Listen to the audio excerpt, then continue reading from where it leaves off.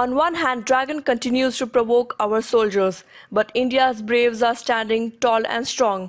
Times Now Sohail Sehran has filed these reports. Take a look. VRA Defence Institute of High Altitude Research in Leh, which was established in 1962, soon after the Indo-China War. And here at this institute, farmers are trained to produce vegetables, fruits, and later it's supplied to Indian Army in different areas. And here you can see these are the tomatoes, various productions inside at the research center. Annually, 2,000 to 2,500 farmers are trained here who later produce vegetables and fruits for Indian Army. 50% of the total demand is being fulfilled by the farmers in Leh. In fact, the farmers also come from Kargil who are trained here about these, how they can grow this produce and later supply it to the Indian Army. And what's more important, at this point in time, this institute is also focusing on the underground greenhouses, where so that the farmers can be, tell about this latest technology, so that in winters they can also grow vegetables and supply it to the Indian Army.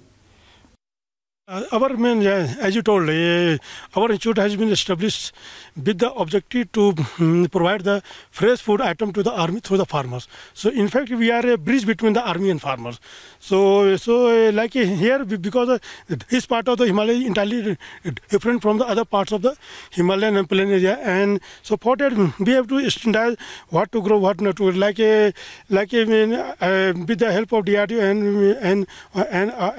and the active role of the farmers, now we have been able to grow all types of vegetables, and we have shown in a season 28 types of vegetables can be grown. Out of that, 28 types of vegetables are being grown by the farmer, and they are supplying to the army.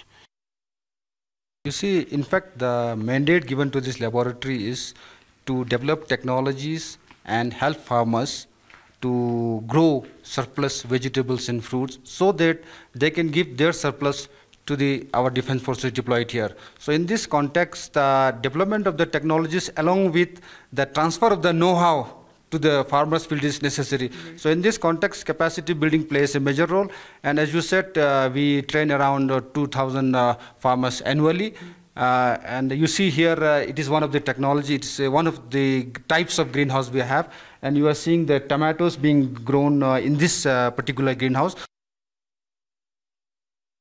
We are at Defence Institute of High Altitude Research, and this is Pack Animal Research Unit, where trials are being conducted. And here you can see there are single hump camels, double hump camels are also here, and trials are being conducted, after which the study will be given to breeding and training center. Here you can see double hump camels, and the survival of double hump camel is actually above 17,000 feet of high altitude, and this is the native animal of this region, as it was used also on the Silk Route. Here behind me you can see there are double humped camels, and they are waiting for a substantial number, after which these double humped camels will be used for patrolling and carrying logistic supports, as well as they can carry a weight of 170 kg, and they will be their survival is possible at an altitude of 17,000 feet.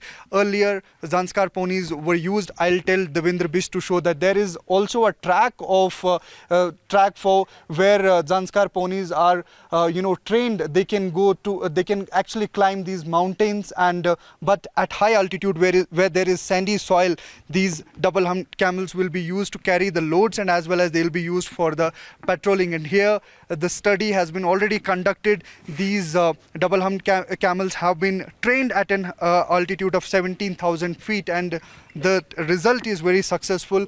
And after having a good number of these double humped camels, they will be used for patrolling and as well as for carrying the loads. Actually, this double hump camel is very native to this place, this high altitude region of Ladakh. Okay. So we conducted a research up to 17,000 feet in eastern Ladakh's region. So the patrolling and logistic support for army. So patrolling is being conducted up to 17,000 feet by carrying load of 170 kg in a single animal. So it will carry up to 12 kilometer of distance of patrolling in a single way. And the food and water intake is very low for this animal in this region also. In 3 days, it is taking less water only. You can see the load is being 170 kg per animal in 17,000 feet in eastern Ladakh region, and a total distance of 12 kilometers is covered by a single animal in a single attempt. So it's a big thing for army to induct this double hump camel into their force for patrolling and load carrying purpose in this Ladakh region. For the benefits of Jawans at forward areas, the Defence Institute of High Altitude Research has conducted many research, and there is now a new study about underground greenhouses.